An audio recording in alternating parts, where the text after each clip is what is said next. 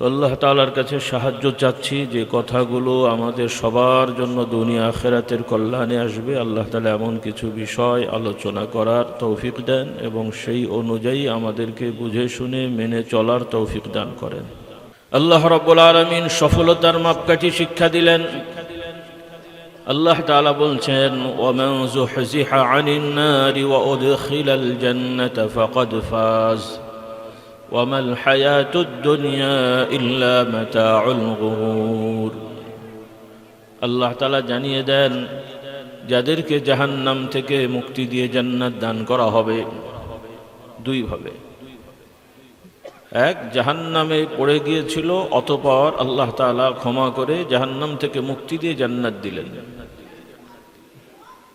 আর জাহান্নামে যায়নি, আল্লাহ তাআলা তাকে দয়া করে জান্নাত দিলেন।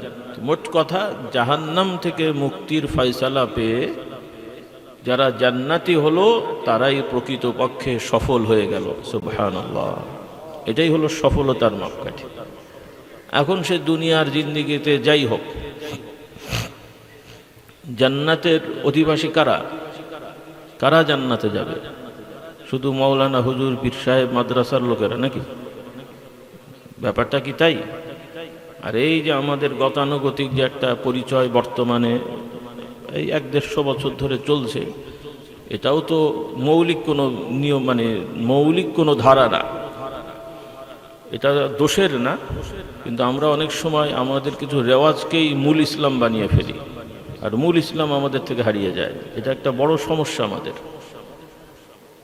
এই যে আমাদের গতানুগতিক মাদ্রাসার নিয়ম, সেখানে আবার 2-3 রকম মাদ্রাসা প্রতিষ্ঠিত হয়েছে। আমরা যারা পীর মাশায়েখ, পীর মুরিদি করছি, আলেম ওলামা রয়েছেন, এই যে পরিচয়গুলো, এগুলো খুব বেশি দিনের না, বা এই সিস্টেমগুলো খুব বেশি দিনের না। তার মানে এগুলো দোষ আমি তা বলছি না। এগুলো ভালো নিয়তে বিভিন্নভাবে শুরু হয়েছে, একটা পর্যায়ে এখন বর্তমানে চলে এসেছে। কিন্তু রাসূলুল্লাহ সাল্লাল্লাহু আলাইহি সাল্লামের পরে সাহাবা, তাবেঈন, তাবে তাবেঈন, অথবা আজকে থেকে 200-300 বছর আগ পর্যন্ত এই ধরনের সিস্টেমগুলো এভাবে ছিল না। আজকে থেকে 20-50 বছর আগেও কমার্শিয়াল এত হুজুর পীর সাহেব মাওলানাও ছিল না, কিন্তু যেগুলো এখন অনেক মাওলানা হুজুরদের একটা পেশা হয়ে গেছে। আল্লাহ তাআলা এনাদেরকে বা আমাদেরকে হেদায়েত দান করুন, বলুন আল্লাহুম্মা আমিন। ওয়াজ নসিহত করা, মাদ্রাসায় পড়ানো, ইমামতি করা, এগুলো বৈষয়িক কোনো উপার্জনের পেশা না। অর্থাৎ টাকা ইনকাম করা। যেমন একজন দোকানদার, ভাই আপনি কেন দোকানদারি করেন? সওয়াবের নিয়তে। কেউ বিশ্বাস করবে? একজন ব্যবসা করছে, রড, ইট, সিমেন্ট, বালু ব্যবসা করছে, কেউ যদি বলে ভাই কেন ব্যবসা করেন, স্বাভাবিকভাবে কেউ যদি বলে সওয়াবের নিয়তে, কেউ বিশ্বাস করবে? কেন? যেটা বৈষয়িক পণ্য বেচা কেনা হচ্ছে, সেখানে লাভ লোকসানের ব্যাপার আছে, লাভ করার জন্যই এগুলো করে মানুষ। এটাও দোষ না, তবে এর মধ্যেও সওয়াব আছে, এর মধ্যেও ফরজ ইবাদত আছে, নফল ইবাদতও আছে, আবার কবিরা গুনাহও আছে। নাউজুবিল্লাহ। ফরজ ইবাদতও আছে, নফল ইবাদতও আছে, আবার কি কবিরা গুনাহও আছে। ফরজ ইবাদত কি? কারণ মানুষ মাত্রই তাকে উপার্জন করতে হবে, নাকি ভিক্ষা করবে? মানুষের মূলনীতি কি? উপার্জন না ভিক্ষা? হ্যাঁ, উপার্জন, মানে পরিশ্রম করে উপার্জন। ভিক্ষাটাও এক ধরনের উপার্জন আর কি। আল্লাহ তাআলার শিক্ষা, আদম আলাইহিস সালাম থেকে নিয়ে সব নবী রসুলগণ পেশাজীবী ছিলেন এবং পরিশ্রমী ছিলেন, পরিশ্রম করে উপার্জন করতেন। কোন নবী রসুল নাউজুবিল্লাহ ভিক্ষুক ছিলেন না, বলুন সুবহানাল্লাহ। কোন নবী রসুল ভিক্ষুক ছিলেন না, পরনির্ভরশীল ছিলেন না, মানুষের কাছে হাত পাতেননি, আর একজনের পকেটের দিকে তাকিয়ে থাকেননি, নাউজুবিল্লাহ। কোন নবী রসুল না।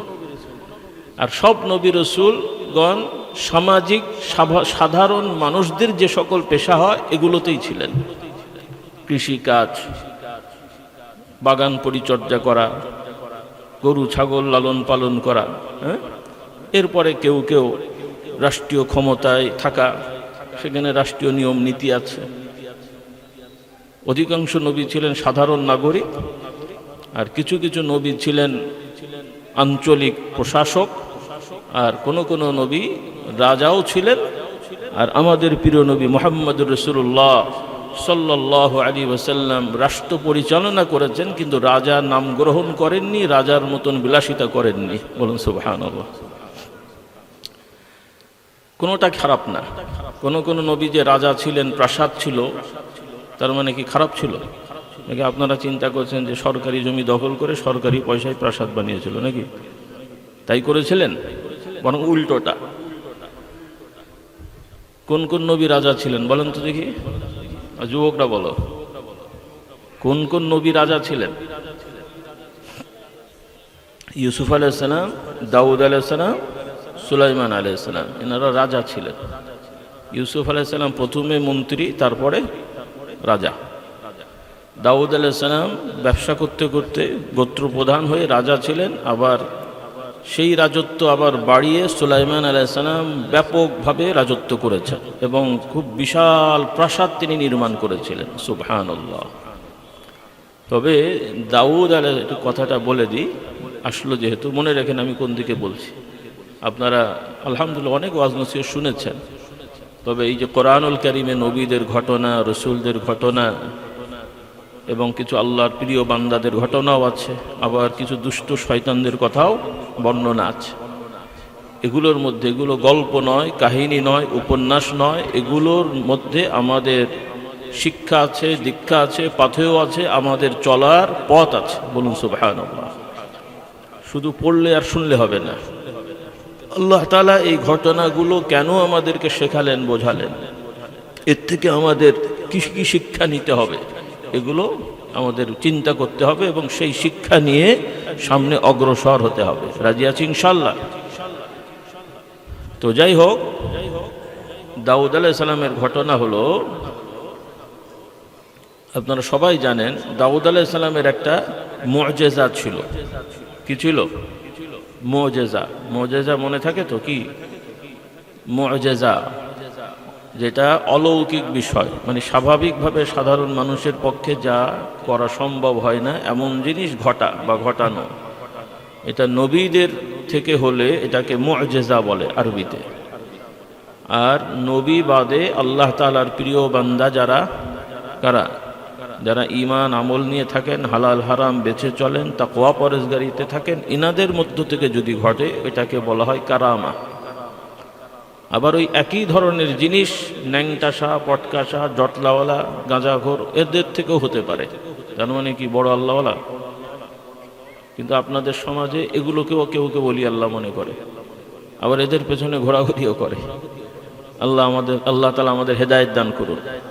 খুব ভালো করে খেয়াল করবেন, যাদের মধ্যে হালাল হারামের বাছবিচার নাই, পাক পবিত্রতার প্রমাণ দেখা যাচ্ছে না, ঈমান আকীদার নামগন্ধ নেই, তাদের থেকে যত রকমেই অলৌকিক বিষয় দেখা যাক বা শোনা যাক, এগুলো কখনোই আল্লাহর ওলি হওয়ার প্রমাণ না, এগুলো জাদুকর শয়তান হওয়ার প্রমাণ। কি হওয়ার প্রমাণ? জাদুকর শয়তান হওয়ার প্রমাণ। আল্লাহ তাআলা আমাদের হেদায়েত দান করুন। তো দাউদ আলাইহিস সালামের একটা মুআজিজা হলো, কি যুবকরা বলতে পারবে? বলো কি মুআজিজা?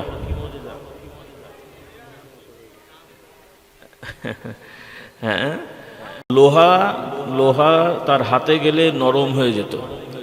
সেই লোহা মানে নিজ হাতে লোহাগুলোকে, আমাদের উদাহরণস্বরূপ বলা যায়, যেমন যারা ওই মাটির বাটি টাটি বানায়, মাটিকে নরম করে ছেনে বানায়, অথবা আমরা যারা রুটির খামির করি,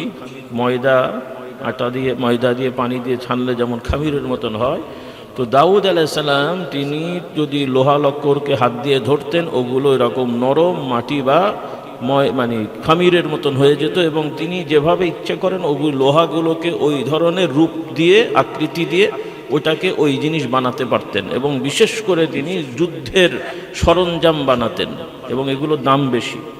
এগুলোর কি দাম বেশি? মানে যুদ্ধের সরঞ্জাম। এখনকার যুদ্ধের সরঞ্জাম অনেক দাম না? একটা রকেট, বিমান, এগুলো এখন তো এগুলো দিয়ে যুদ্ধ হয়, কামান, তারপরে ছোট ছোট মিসাইল, ড্রোন ইত্যাদি। তখন তার এই ধরনের বিষয় ছিল না। তলোয়ার, বল্লম, আবার এই তলোয়ারের আঘাত থেকে বাঁচার জন্য মাথার হেলমেট, বুকের কি বলে জ্যাকেট, এখন তো জ্যাকেট বলে, বুলেট প্রুফ যেমন জ্যাকেট হয়, তখন এই তলোয়ার প্রুফ মানে ঢাল তো যেটা ধরে এই ধরনের জিনিসগুলো তিনি বানাতেন লোহালক্কর দিয়ে, কিন্তু কোনো যন্ত্রপাতি লাগতো না, কোনো ধরনের আগুন দিয়ে জ্বালিয়ে নরম করা লাগতো না, হাত দিয়ে ধরতেন তাই হয়ে যেত। সুবহানাল্লাহ বললেন। বিশ্বাস হয়নি নাকি? বুড়ো ভাইদের হয়েছে, জোয়ানগুলোর হয়নি। এরা তো আর একটু বিজ্ঞান মনস্ক, তারা চিন্তা করছে আবার কেমন করে হয়।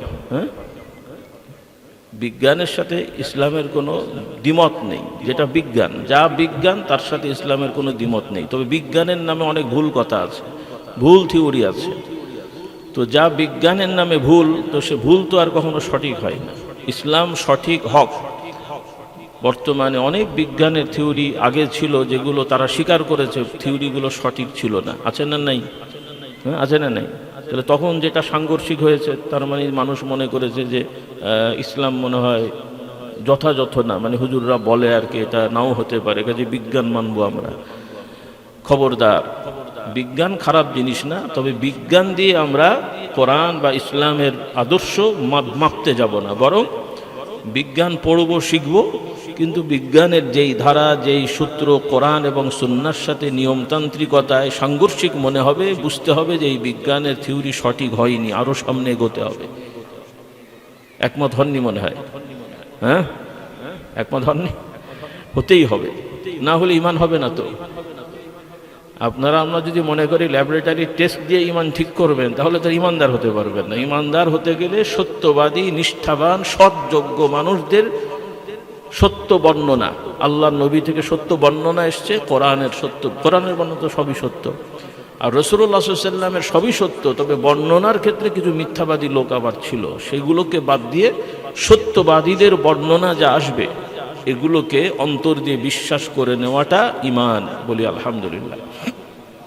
ইউমিনুনা বিল গায়ব, জান্নাত জাহান্নাম প্রচলিত বিজ্ঞান দিয়ে আপনারা সাব্যস্ত করতে পারবেন?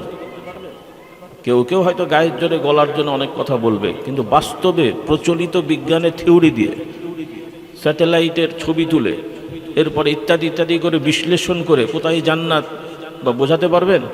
সম্ভব? তার মানে কি ঈমান আনবেন না নাকি?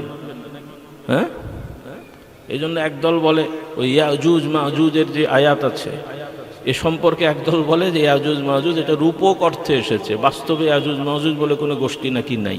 বলে নাউজুবিল্লাহ। তারা বলছে টোটাল পৃথিবীটা তো এখন স্যাটেলাইট দিয়ে মনিটরিং করা হয়, তাহলে ইয়াজুজ মাজুজ খুঁজে পাওয়া যাবে। তো এগুলো অবান্তর কথাবার্তা। পৃথিবীর অনেক কিছু বা একটা বড় অংশ স্যাটেলাইট দ্বারা মনিটরিং করে ছবি তুলতে পারলেও এর অনেক বিষয় আছে যেগুলো এখনো বিজ্ঞান তার ধারে কাছেও যেতে পারে নাই। মহাশূন্যের কথা তো অনেক পড়ে, আমি বানিয়ে বলছি কথাগুলো। যারা বিজ্ঞানের ছাত্র আছেন, শিক্ষক আছেন, ভাই আপনারা ভালো জানেন, ভুল হলে আমাকে জানিয়েন। তো বিজ্ঞান খারাপ জিনিস না, কিন্তু বিজ্ঞানকে কোরআনের সামনে, ইসলামের সামনে নিয়ে আসবেন না, এটা আমাদেরকে বুঝতে হবে। আমরা মুমিন মুসলমান হতে গেলে ইসলামের রুট হচ্ছে সত্যবাদীদের মেনে চলা, এবং সেটা হতে হবে কোরআন সুন্নাহ অনুযায়ী। কথাটা বুঝে আসলো? কোরআন, পৃথিবীর সব কোরআন একরকম না, আলাদা। আপনাদের এলাকার কোরআন শরীফ আর মক্কা শরীফের কোরআন, মদিনা শরীফের কোরআন শরীফ তফাৎ আছে। হাদিস শরীফ তফাৎ আছে। এই যে 9টা মৌলিক কিতাব, বুখারী, মুসলিম, তিরমিজি, আবু দাউদ, নাসাই, ইবনে মাজাহ, এই যেগুলো আছে, দারমি, মুওয়াত্তা মালিক ইত্যাদি, সব হাদিসের কিতাবের হাদিসগুলো এক। কিছু বর্ণনার বা কিছু বাইন্ডিংসের, নাম্বারিংয়ের কিছু তফাৎ আছে, কিন্তু মূল বক্তব্য সব এক। বলি আলহামদুলিল্লাহ। এটা পৃথিবীর অন্য কোনো ধর্মে এটা দেখাতে পারবে না, কারণ সেই ধর্মগুলো বিকৃত হয়ে গেছে এবং সেগুলো আল্লাহ তাআলা সর্বসময়ের জন্য, মানে ওই শরীয়তগুলো সর্বসময়ের জন্য আল্লাহ তাআলা দেননি। তবে হ্যাঁ, মনে রাখতে হবে সব নবী রসুলগণের দিন ধর্মর মূল একটাই, সেটা হলো লা ইলাহা ইল্লাল্লাহ, এবং সব নবী রসুলের দিন ধর্ম একটাই, সেটা হলো আল ইসলাম। এই জিনিসটা অন্তরে গেঁথে নিতে হবে। কারণ আজকাল উদারতার নামে, উদারপন্থী হওয়ার নামে কিছু লোকদের দাবি বা বক্তব্য হলো সব ধর্মই সঠিক। কিছু লোকেরা মুখেও বলে সব ধর্মই সঠিক, আমরা সব ধর্মকে শ্রদ্ধা করি। আবার কেউ কেউ আগ বাড়িয়ে বলে যে যেই ধর্মই মানুক পরকালে মুক্তি পেয়ে যাবে। এই যে কথাগুলো আমি বললাম, এগুলো কি সঠিক কথা না কুফুরি কথা, নাকি সবার বুঝে আসেনি মনে হয়? আপনারা কি রাগ করছেন আমার কথায়? অন্যান্য আলোচনা শুনেছেন, এগুলো হয়তো শুনেছেন, আমি একটু বলছি, কথাগুলো মনোযোগের সহিত বোঝার চেষ্টা করেন। কারণ এখন যা চলছে, তো তাতে করে আমরা খুব আপসেট, খুবই মনক্ষুণ্ণ যে এত বছর ধরে ওলামা একরাম মেহনত করছেন। মাদ্রাসা হলো, মাদ্রাসা থেকে লাখ লাখ টাইটেল পাস বেরোলো, লাখ লাখ দাওরা পাস বেরোচ্ছে। এই সমস্ত আলেম ওলামা হুজুর নামধারীরা সমাজে বিভিন্ন ধরনের জায়গায় তারা পৌঁছে গেছে, কিন্তু সাধারণ মানুষ তো ভুল করে, সেটা তো করেই। কিন্তু এখন এই আলেম ওলামা হুজুর পীর সাহেব নামধারী এরাও এখন যে সমস্ত বক্তব্য দেওয়া শুরু করেছে, তাহলে চিন্তায় পড়ে গেলাম যে এতদিন ধরে এরা শিখলোটা কি আর বুঝলোটা কি? হ্যাঁ, এখন মুসলমানও যদি অন্য ধর্মের পূজার স্থানে যে যদি পূজার শ্লোক গায় আর সেই দেব দেবীর কাছে সাহায্য চায়, সে আর মুসলমান থাকে নাকি? এটার নাম উদারতা? তাহলে আর ইসলামটা কি রে ভাই? নবীর সাথে মুশরিকদের ঝগড়াটাই বাকি। আল্লাহ রসুলের সাথে মুশরিকরা তো এইটাই চেয়েছিল যে আপনারটাও নিয়ে আপনি থাকেন, মাঝে মাঝে আমাদেরটার কাছে একটু চেন, আমরাও আপনার সাথে আছি। তাহলে এই থিওরি রসুল্লাহ ওখানে মানলেই তো আর সব ঝামেলা মিটে যেত, নাকি বলে? রসুল্লাহ মক্কার রাজা হয়ে যেতেন, তারপরে শক্তি সঞ্চয় হয়ে গেলে এরপরে সাইজ করতেন। এখন যেই যুক্তি এখন যাদের চলছে আর কি, কারণ ওরা তো প্রস্তাবও দিয়েছিল, হে মোহাম্মদ সাল্লাল্লাহু আলাইহি ওয়াসাল্লাম, আপনি কি চান? রাজত্ব চান? তাহলে ঝামেলা করেন না, আপনাকে রাজা বানিয়ে দিচ্ছি, তবে আপাতত দাওয়াত থেকে স্টপ হন। রসুল্লাহ হিকমতের জন্য বলতে পারতেন ঠিক আছে, চুপ থাকি, রাজা হয়ে নাই, তারপরে দেখা যাবে। কি সম্ভব হতো কি না? হ্যাঁ, কিন্তু এটা তো পদ্ধতি হলো না, এটা সঠিক পদ্ধতি না, এটা গোলমালে পদ্ধতি। কারণ একটা লোককে পিটিয়ে নামাজ পড়ি আমার লাভটা কি? পিটিয়ে নামাজ পড়ালে সে জান্নাতে যাবে? মানে আমি পিটালাম সেই জন্য নামাজ পড়লো, ও অজু ছাড়াই নামাজ পড়লো, বা আমাকে দেখি অজু করলো, কিন্তু অন্তর দিয়ে সে নামাজ পড়ে নাই, তো এই নামাজে কি জান্নাতে যাবে? তাহলে যে নামাজ নিয়ে জান্নাতে যাবে না, ওই নামাজ পড়িয়েই বা আমার লাভটা কি? আমাদের তো কাউকে মেরে ধরে দলে ভেড়ানোর উদ্দেশ্য না, উদ্দেশ্য এই মানুষগুলো যেন জাহান্নাম থেকে মুক্তি পেয়ে জান্নাতি হয়। বলেন না সুবহানাল্লাহ? ইসলামের উদ্দেশ্যটা কি? দুনিয়ার দল ভারী করা? রাসূলুল্লাহ কি দল ভারী করার জন্য যে পিটিয়ে পাটিয়ে আমার দল ভারী করি? আগে উদ্দেশ্যটা ঠিক করেন। হ্যাঁ, এগুলো দুনিয়ার রাজনীতি দলের ঠিক আছে, যারা দুনিয়ার ক্ষমতাপন্থী তাদের কলেমা হচ্ছে ক্ষমতা ছাড়া কিছু নাই, ক্ষমতা ছাড়া কি? আমাদের কলেমা হলো লা ইলাহা ইল্লাল্লাহ, আল্লাহ ছাড়া কোনো সত্যিকার অর্থে উপাস্য নেই। আর দুনিয়াপন্থীদের উদ্দেশ্য হলো যে টাকা পয়সা ক্ষমতা ছাড়া কিছু নেই। আমি বানিয়ে বললাম কথাটা? হ্যাঁ, তাদের শুনতে হয়তো খারাপ লাগবে, তাদের ইলাহ হয়ে গেছে এখন ক্ষমতা বা সম্পদ বা টাকা পয়সা, ওইটার জন্য তারা যা ইচ্ছা তাই করতে পারে। আর আমরা আল্লাহ তাআলার উপাসনায় দৃঢ় থাকার জন্য দুনিয়ার সব ত্যাগ করতে প্রস্তুত আছি। বলুন সুবহানাল্লাহ। এটাই তো তফাৎ, নাকি বলেন? রাসূলুল্লাহ সাল্লাল্লাহু আলাইহি সাল্লামকে এই প্রস্তাব তো দেওয়াই হয়েছিল, কিন্তু আল্লাহ তাআলা ওহী করে সতর্ক করে দিলেন, কুল ইয়া আইয়ুহাল কাফিরুন লা আ'বুদু মা তা'বুদুন। কাফের মুশরিকেরা ইবাদত করে না তা না, তারাও এই যত ধর্মের লোকেরা আছে সবাই কিন্তু ইবাদত করেন, কিন্তু কার ইবাদত করে? হ্যাঁ, অন্য ধর্মের যারা আছে সবাই ইবাদত করে কার? আল্লাহর সাথে অন্য সত্তাদের, আল্লাহর সাথে অন্য সত্তাদের, অথবা আল্লাহর ব্যতিরে কেউ ইবাদত করে। আর আল্লাহ তাআলা শিক্ষা দিলেন যে ইবাদত হবে শুধুমাত্র কার? শুধুমাত্র কার? ওয়া আনি'বুদুনি হাযা সিরাতুম মুস্তাকিম। শুধুমাত্র একমাত্র আল্লাহ তাআলা বলছেন তোমরা আমারই উপাসনা করবে। ইবাদতের বাংলা হচ্ছে উপাসনা। তোমার ছাত্র ভাইরা বোনেরা একটু শিখে নেন, মুরব্বীরা তো জানেন, তারপর আমি মনে করিয়ে দিই, এই বিষয়গুলো অনেকে গোলমাল মানে বেখেয়াল হয়ে যাচ্ছে। আসল ইবাদতটা কি? শুধু নামাজ পড়া, শুধু রোজা রাখা, শুধু হজ করা? এগুলো হচ্ছে ইবাদতের অনুষ্ঠান, ইবাদত পালনের এক একটা পদ্ধতি, নিয়ম, অনুষ্ঠান। কিন্তু প্রকৃত ইবাদত, মূল ইবাদতটা হচ্ছে অন্তরের অন্তঃস্থল থেকে সর্ব ব্যাপারে আল্লাহ তাআলার প্রতি ইয়াকিন রেখে ভরসা করা, তার প্রতি নির্ভর করা, তার কাছে সর্ববিষয়ে আকুতি মিনতি বিনতি প্রকাশ করার প্রস্তুতি রাখা। এটাই হলো প্রকৃত ইবাদত। সুবহানাল্লাহ, এটাই হলো প্রকৃত ইবাদত। আর আমরা নামাজে এই কাজটা করি, রোজাতে এই কাজটা করি। নামাজ পড়ি কি, ইন্নী ওয়াজ্জাহতু ওয়াজহিয়া লিল্লাযী ফাতারাস সামাওয়াতি ওয়াল আরদ, এটা দোয়া আছে না? আচ্ছা, কোথায় পড়বেন না পড়বেন সেটা অন্য কথা, সময় কম। এরপরে রোজা রাখি কাকে সন্তুষ্ট করার জন্যে? হ্যাঁ, এই রোজার সময় মাশাআল্লাহ বাংলাদেশের সশস্ত্র বিভাগের, গোয়েন্দা বিভাগের সবাই তো আপনার বাড়িতে বাড়িতে ঘরে ঘরে ক্যামেরা লাগিয়ে আসে যে লোকগুলো খাই কিনা আমরা দেখি, কি তাই তো নাকি? দরকার হয়। একদম সাধারণ মানুষ সেও রোজা রাখে, নামাজে ত্রুটি থাকলেও রোজা রাখলে মাশাআল্লাহ কেউই কিন্তু গোপনে খায় না, খায়। হ্যাঁ, কেন? তার বিশ্বাস কেউ না দেখলে কে দেখেন, কেউ না দেখলে কে দেখেন, কেউ না জানলে কে জানেন। এই তো ঈমান হয়ে গেছে, বলি আলহামদুলিল্লাহ। হ্যাঁ, তো যাই হোক, যেটা আমি বলছিলাম, কথা বেড়ে যাচ্ছে। দাউদ আলাইহিস সালামের ঘটনাটা একটু বলছিলাম। আল্লাহ মুআজিজা দিলেন, কেন কিভাবে আসলো তাফসিরে বর্ণনা এসছে। মানে এই যে মুআজিজাটা আল্লাহ তাআলা কেন দিলেন, তাফসিরে বর্ণনা এসছে যে দাউদ আলাইহিস সালাম সহ সব নবীরাই তো সৎ শাসক। সব নবীরাই কি শাসক? মানে যারা শাসক ছিলেন, সব নবী তো শাসক ছিলেন না, সব নবীগণ যারাই শাসক ছিলেন, ন্যায় নীতি ইনসাফের সহিত তারা শাসন করেছেন। বলুন সুবহানাল্লাহ। নাকি কোনো কোনো নবী স্বৈরাচার ছিলেন, নাউজুবিল্লাহ, জালেম ছিলেন কেউ?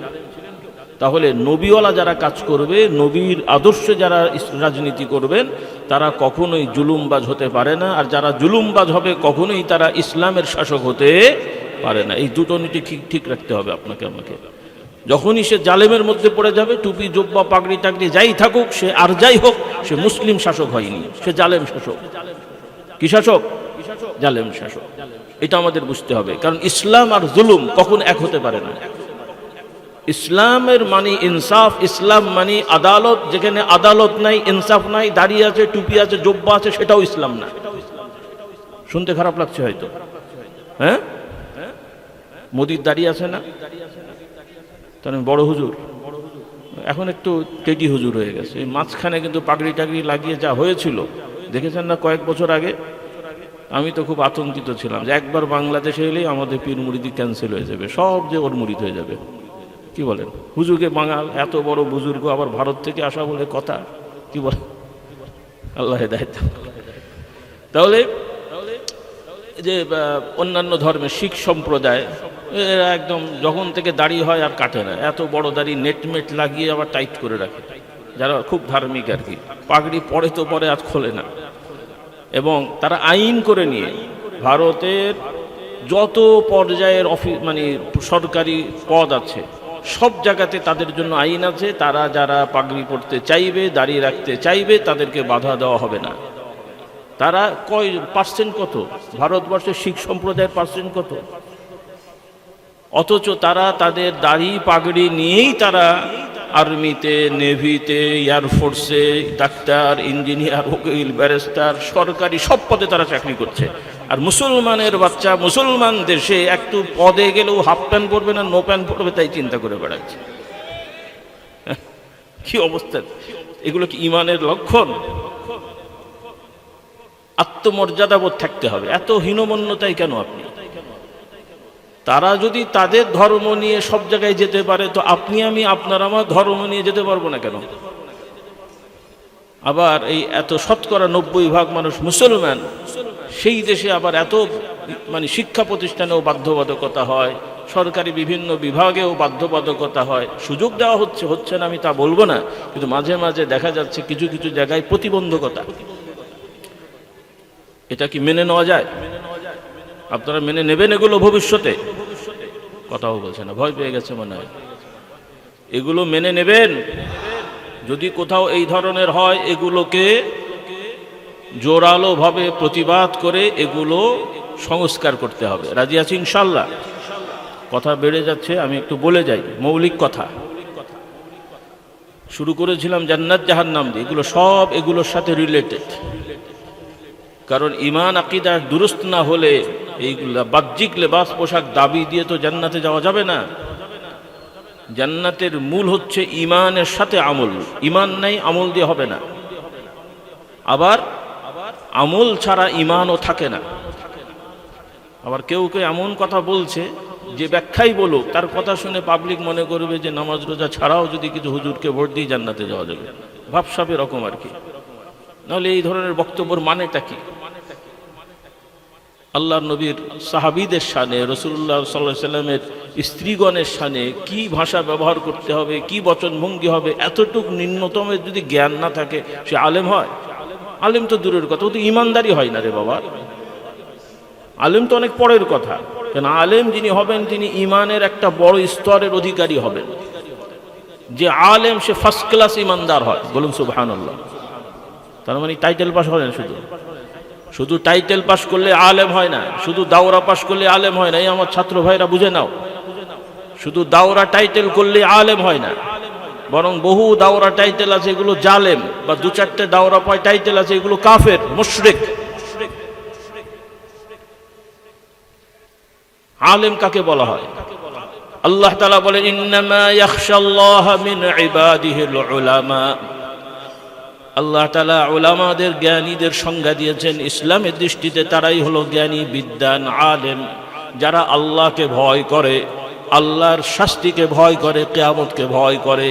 কিয়ামতকে, আল্লাহর শাস্তিকে ভয় করে যারা, তারা অবশ্যই পারতপক্ষে কোনো হারাম কাজে লিপ্ত হয় না, পারতপক্ষে কোনো ফরজ কাজ ছেড়ে দেয় না, আল্লাহর নবীর আদর্শকে কখনোই তারা হেয় করার স্পর্ধা দেখাতে পারে না। কথা ঠিক কিনা? আল্লাহ তাআলা আমাদের এই বুঝগুলো দান করুন। কারণ আল্লাহ তাআলাকে রব, স্রষ্টা বিশ্বাস করা যেমন ঈমানের বিষয়, মুহাম্মদ রাসূলুল্লাহ সাল্লাল্লাহু আলাইহি সাল্লাম সহ সব নবী রাসূলগণ সব ধরনের অন্যায় অপরাধ থেকে পাক, পবিত্র, মুক্ত, জন্ম থেকে ইন্তেকাল পর্যন্ত এই বিশ্বাসটাও ঈমান, বলুন সুবহানাল্লাহ। এবং কোরআন সুন্নাহ অনুযায়ী আমাদের প্রিয় নবী মুহাম্মদ রাসূলুল্লাহ সাল্লাল্লাহু আলাইহি সাল্লামের সকল স্ত্রীগণ তারা জান্নাতি, সকল সাহাবীগণ আল্লাহ তাআলা তাদেরকে জান্নাত দেবেন। এবং ঐতিহাসিকভাবে এগুলো নির্ধারিত হয়ে গেছে, এখানে কোনো ধরনের বিতর্ক করার সুযোগ নেই যে রাসূলুল্লাহ সাল্লাল্লাহু আলাইহি সাল্লামের সাহাবী মানেই সবাই সত্যবাদী, নিষ্ঠাবান। সুবহানাল্লাহ বললেন না? এগুলো কিন্তু ঈমানের অংশ, ঐতিহাসিক শুধু বর্ণনা না। রাসূলুল্লাহ সাল্লাল্লাহু আলাইহি সাল্লামের সাহাবী যারা সবাই সত্যবাদী ছিলেন, এই বিশ্বাস আমাদের রাখতে হবে। দুর্ঘটনাবশত, তবে সবাই কিন্তু নিষ্পাপ নবী না, কিন্তু তাদের সময়ের কিছু ঘটনা, কিছু দুর্ঘটনা, কিছু ধরন যা কিছু হয়েছে এগুলো নিয়ে তাদের ব্যাপারে কোনো ধরনের উচ্চবাচ্য সমালোচনা করার অধিকার আমাদের নেই। কারণ এগুলো তাদের অপরাধ না, এগুলো দুর্ঘটনা। রাস্তায় একজন ড্রাইভার সাহেব দুর্ঘটনা করেছেন, অপরাধী, ইচ্ছা করে করা, লাইসেন্স নাই, চালাতে জানে না, চালাতে গেছে, অ্যাক্সিডেন্ট করেছে, এটা তার অপরাধ। কিন্তু সে চালাতে পারে, সব ঠিক আছে, চালাতে গেছে কিন্তু যান্ত্রিক ত্রুটি, ড্রাইভারের দোষ? কথা বলে না, ড্রাইভারের দোষ, দুর্ঘটনা। তো সাহাবায়ে কেরামদের সময় কিছু ভুল বোঝাবুঝির সমস্যা হয়েছে, এগুলো সাহাবাদের দোষ না। এই সাহাবাদের মধ্যে কিছু মুনাফিক ছিল, এরা ইনাদের কথা ওনার কাছে, ওনাদের কথা ইনার কাছে বলে লাগিয়ে দিয়েছিল। আর এর মধ্যে লাগিয়ে দিলে তো বাবা সেটা তো হবেই, কিন্তু যখন বোঝা গেছে তত সময় একটা বড় ক্ষতি হয়ে গেছে। হ্যাঁ, মনে করেন যে আমি আর আপনি খুব বন্ধু মানুষ, আমার সাথে ওই এক হুজুরের খুব বন্ধুত্ব আছে, ভালো। তো ঘটনাক্রমে গ্রামের গল্প একটা বোঝানোর জন্য বলছি আর কি, যে কোনো এক কারণে আমি আমার এক দরকারে একটা মোটা বাঁশ নিয়ে, বাঁশের একটা লাঠি নিয়ে আমি ঘর থেকে বের হয়েছি, হয়তো একটা কাজে যাব বা হয়তো আমার বেড়াটা ঠিক করবো বা এরকম, বাঁশটা নিয়ে আমি আমার মতন বের হয়েছি। আর ওই হুজুরও ওনার ঘর থেকে একটা দা নিয়ে বের হয়েছে, কি করতে? হয়তো কোনো একটা কিছু কাটবে, কাঁঠাল কাটবে বা একটা কিছু কাটবে বা ডাব কাটবে, হ্যাঁ? কিন্তু একটা মুনাফিক মার্কা কিছু দুষ্ট, এরা আগে থেকে ষড়যন্ত্র করেছে যে এই দুই হুজুরের মধ্যে লাগালাগি করাতে হবে। এরা আগে থেকেই পরিকল্পনা করে রেখেছে। মাঝে মাঝে আমাকে এসে ওই হুজুরের বিরুদ্ধে কিছু ঠোকায়, ওই হুজুরকে যে আমার বিরুদ্ধে কিছু বলে, হুজুর আপনার সামনে যা হোক ভেতরে কিন্তু এইগুলো বলে। আসলে তো আমি বলিনি, ওনাকে যে ওই রকম বলে বলে আগে থেকে উস্কে রেখেছে। আর যখন এই চিত্রটা হয়েছে, এরা বলে এই মোক্ষম সুযোগ, ইনি বাঁশ নিয়ে বের হয়েছে, আমি ওকে বলছি এই দেখেন আপনাকে কিন্তু মারতে এসছে, আগে বলেছিলাম না সাবধান থাকেন, এই দেখেন আসছে কিন্তু। আর আমাকে এসে বলে ওই দেখেন দা নিয়ে বের হয়েছে। তাহলে মানেটা কি? আমিও আমার জীবন এখন আগে মোহব্বত যাই থাকো, আমি তো দেখছি দা নিয়ে আসছে আর খবর এসছে কি আমাকে মারতে এসছে, তা আমি কি বসে থাকবো নাকি? আর ওনাকেও বলা হয়েছে এই যে হুজুর যাচ্ছে বাঁশ নিয়ে, তুমি কিন্তু সাবধান থাকো। সেও অ্যালার্ট, আমিও অ্যালার্ট। এবার মাঝখানে যখনই আগিয়ে এসছে, কি মারতে এসছো দেবোখানে, তো আমিও দিলাম একটা, সেও দিল আর একটা। আসলে কি আমরা ইচ্ছা করে করলাম? হ্যাঁ, কার দোষ? কথা বলে না। কোন হুজুরের? কোন হুজুরের দোষ? এ বেচারারা পরিস্থিতির শিকার, কিছুই জানে না বেচারারা। মারামারি করে মোটামুটি ঠ্যাং ঠ্যাং ভেঙে গেল। আমি বলছি ভাই তুমি কেন মারতে আসলে? বলে আমি কেন মারতে এসলাম? তুমি না আমাকে মারতে আসলে, তুমি কেন মারতে আসলে? যারে বাবা। পরে দেখা গেল যে কেউ কাউকে মারতে আসে নাই, যার যার কাজে এসেছিল উড়িয়ে দেওয়া হয়েছে, মারতে এসছে। হ্যাঁ, কথাটা মাথায় ঢুকেছে? এটা আমি গল্প বানিয়ে বলছি না, ঘটনাগুলো এরকমই ঘটেছে। সাহাবাদের সময় যে যুদ্ধগুলো হয়েছে, তখন তার এত মিডিয়া ছিল না রে ভাই, এত ক্যামেরা ছিল না, সিসি ক্যামেরা ছিল না, পর্যবেক্ষণ করা যায় নাই, সংবাদের উপর নির্ভর করতে হয়েছে।